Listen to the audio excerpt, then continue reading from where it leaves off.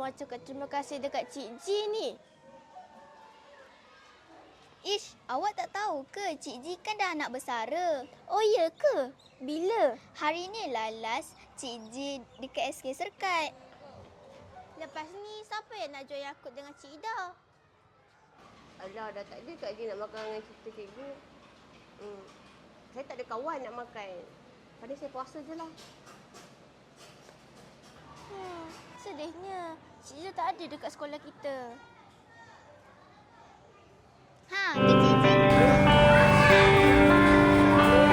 Waktu terasa semakin berlalu, tinggalkan cerita tentang kita.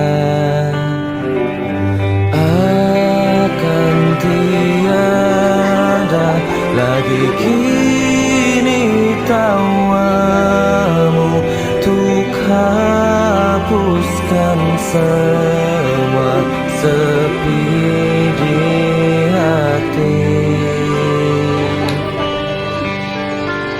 Ada cerita tentang aku dan dia. Terima kasih Kak Ji untuk segala jasa dan hikmat bakti sepanjang Kak Ji berkhidmat di SK Serkat. Terima kasih banyak-banyak.